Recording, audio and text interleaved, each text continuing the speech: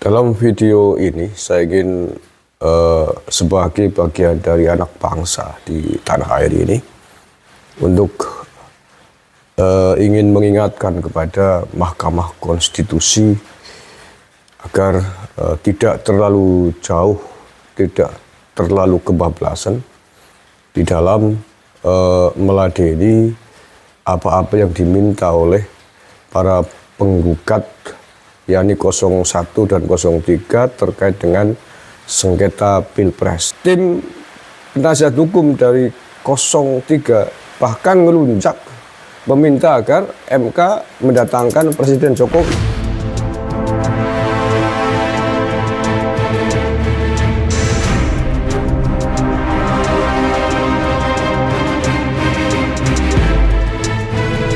Assalamualaikum warahmatullahi wabarakatuh. Saudara-saudaraku yang saya cintai, saya banggakan, bertemu lagi dengan saya Agus Semar dari lereng Gunung Selamat di Banyumas, Jawa Tengah. Kamis 4 April 2024. Dini hari saya ngambil video ini. Dalam video ini saya ingin sebagai bagian dari anak bangsa di tanah air ini untuk ingin mengingatkan kepada Mahkamah Konstitusi agar tidak terlalu jauh, tidak terlalu kebablasan di dalam meladeni apa-apa yang diminta oleh para penggugat yakni 01 dan 03 terkait dengan sengketa Pilpres.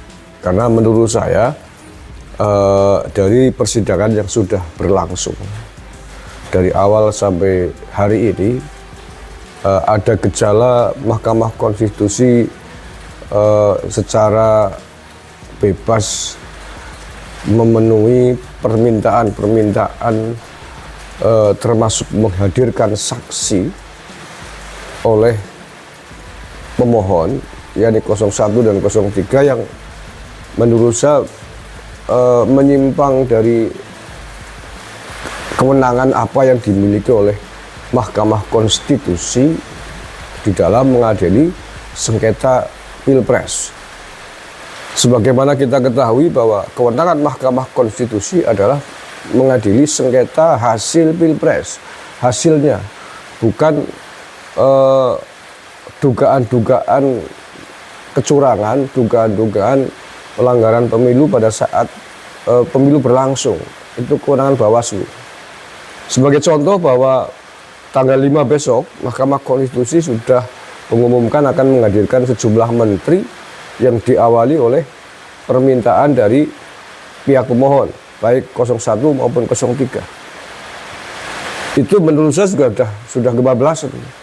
Karena menteri-menteri itu yang akan dipanggil itu tidak ada hubungannya dengan sengketa hasil Pilpres yang sudah diumumkan oleh KPU. Nah, hari ini tadi tim penasihat hukum dari 03 bahkan ngelunjak meminta agar MK mendatangkan Presiden Jokowi. Ini kalau kemudian juga dituruti oleh Mahkamah Konstitusi, menurut saya Mahkamah Konstitusi perlu kita ingatkan bersama. Perlu kita ingatkan tentang otoritas kewenangan apa sih yang dimiliki oleh MK terkait sengketa hasil Pilpres ini. Jangan kebablasan mentang-mentang kemudian sedang menjadi tumpuan banyak pihak, apapun permintaan dari pemohon dipenuhi. Saya baca yang terbaru ya, Todung Mulya Lubis, salah satu tim pengacara 03 yang meminta agar Presiden Jokowi juga didatangkan dalam sidang MK itu. Oke. Todung mengatakan kalau Jokowi memang bisa didatangkan ke MK akan sangat ideal. Ini diangkat oleh Detik ya. Ketua Tim Hukum Nasional Ganjar Pranowo dan Mahfud Todung Mulya Lubis mengatakan jika Presiden Jokowi dihadirkan dalam sidang sengketa Pilpres 2024 maka akan sangat ideal. Todung menilai Presiden adalah kepala pemerintahan yang memiliki kewenangan atas beberapa lembaga. Presiden Jokowi itu kan kepala pemerintahan. Kalau Presiden memang bisa didatangkan oleh Ketua Majelis Hakim MK, itu akan sangat ideal karena memang tanggung jawab pengelolaan negara, pengelolaan dana bansos itu pada akhirnya berujung pada presiden. Kata Todung kepada wartawan di gedung MK Jakarta Pusat dari Rabu kemarin. Ia menjawab terkait Presiden Jokowi yang kerap dikaitkan dalam permohonan 01 dan 03. Meski demikian, Todung menilai hal itu tak akan terjadi lantaran menurutnya Mahkamah Konstitusi telah memutuskan untuk meminta penjelasan dari Menteri terkait di sidang sengketa Pilpres 2024. Ya, itu. Jadi sekali lagi, saya tidak mengerti mengapa Mahkamah Konstitusi kemudian akan menghadirkan para menteri sebagaimana pihak pemohon rame-rame mengajukan itu. Walaupun MK juga mengatakan bahwa inisiatif menghadirkan para menteri itu bukan karena memenuhi permintaannya, tetapi karena menganggap bahwa itu dibutuhkan oleh Mahkamah Konstitusi. Akan tetapi kemudian relevansinya apa? Relevansinya apa dengan kewenangan yang dimiliki oleh MK terkait dengan persengketaan hasil Pilpres yang dimiliki otoritasnya oleh Mahkamah Konstitusi. Karena mestinya yang bisa disidangkan oleh Mahkamah Konstitusi adalah sengketa tentang hasil Pilpres secara nasional yang diumumkan oleh KPU. KPU sudah mengumumkan hasil Pilpres kemarin dengan perolehan 96 juta lebih untuk pasangan Prabowo, 40 juta lebih pasangan Anies, dan 27 juta pasangan Ganjar Mahfud. Itu mestinya fokusnya di situ, karena memang amanah undang-undangnya di situ. Sekali lagi, amanah undang-undang yang diberikan kepada Mahkamah Konstitusi untuk menyelesaikan sengketa hasil Pilpres fokus khusus pada sengketa hasil Pilpres. Nah, dari awal sidang sampai hari ini, kita tidak menemukan apa-apa yang dituntutkan, diminta oleh pihak pemohon, baik 01 maupun 03, yang mempersoalkan soal hasil Pilpres. Nah, mestinya kalau Mahkamah Konstitusi konsisten dengan amanah yang diembankan, otoritas yang mereka miliki terkait sengketa hasil Pilpres ini, dari awal mestinya tidak perlu untuk menerima gugatan atau permohonan para pemohon ini, karena apa yang mereka minta di luar kapasitas atau otoritas yang dimiliki oleh Mahkamah Konstitusi. Semua permohonan, semua persoalan yang disodorkan, yang disajikan oleh para pemohon dari awal sidang sampai ini berkutat kepada tuduhan bahwa pemilu itu berlangsung curang, sistematis, masif, terstruktur, dan lain sebagainya. Intinya kecurangan-kecurangan atau dugaan-dugaan, tuduhan-tuduhan pelanggaran pemilu pada proses pemilu itu berlangsung, tidak mempersoalkan hasil Pilpres. Nah, dari situ mestinya, karena itu adalah permohonan yang di luar kapasitasnya Mahkamah Konstitusi menangani itu, mestinya sudah tidak perlu diterima. Mestinya itu, karena itu ranahnya Bawaslu, apa semua yang digugatkan oleh 01 dan 03. Sepanjang yang saya tahu, saya pernah menjadi anggota Bawaslu pemilu 2004. Itu adalah ranah Bawaslu semuanya. Tapi mengapa kemudian Mahkamah Konstitusi menerimanya juga? Nah, ini mungkin oleh karena itulah dalam video kali ini saya sebagai salah satu warga negara Indonesia yang punya hak untuk berbicara dari lereng Gunung Selamat di Banyumas ini, izinkan untuk mengingatkan Mahkamah Konstitusi sebelum kemudian kebablasan terlalu jauh mengangkat, menggelar persidangan yang di luar konteks otoritas kewenangannya Mahkamah Konstitusi.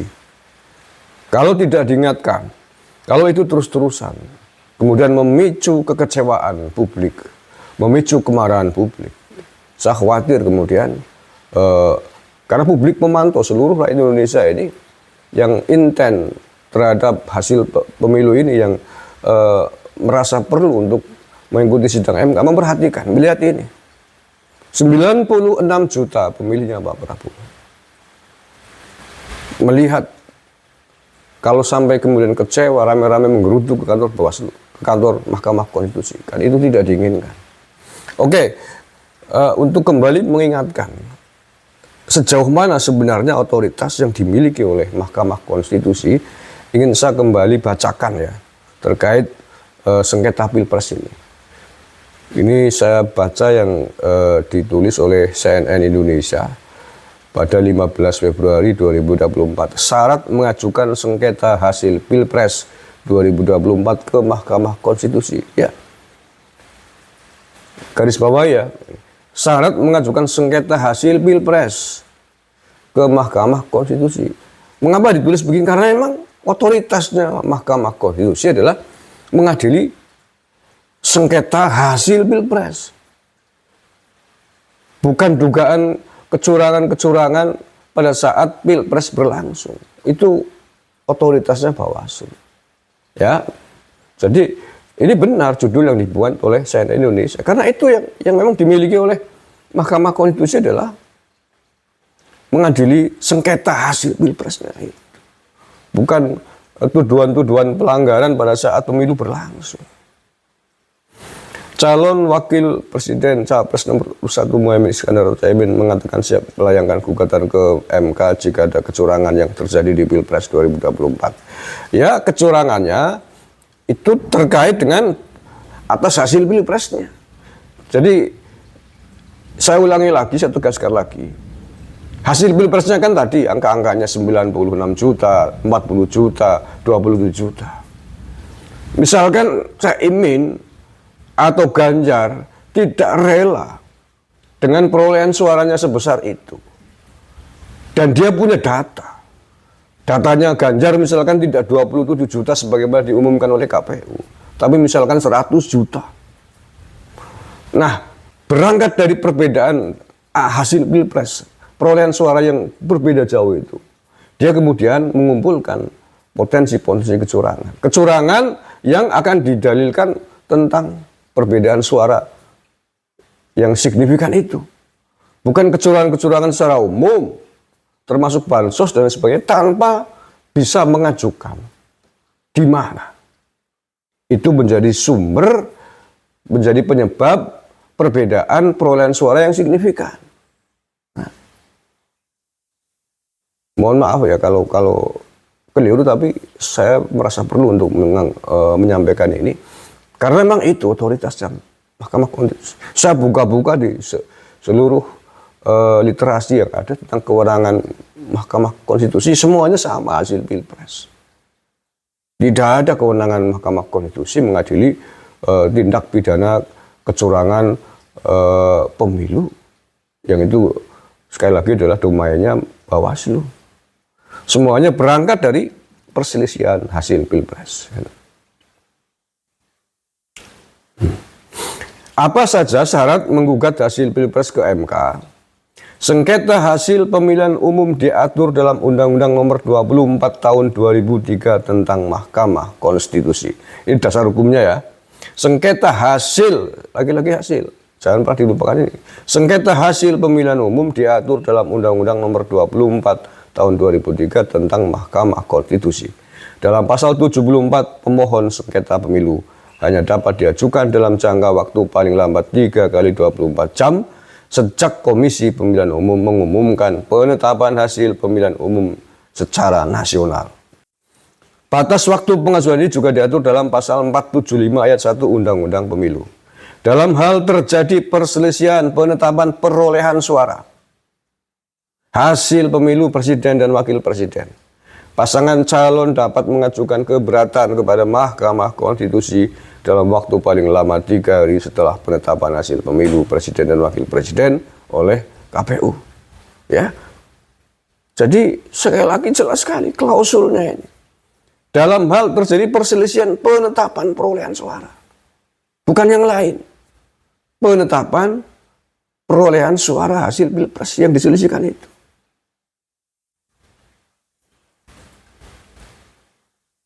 Dalam hal ini gugatan sendiri bisa dilakukan oleh paslon peserta Pilpres. Oke, nggak masalah. Seperti hari ini yang mengajukan gugatannya paslon.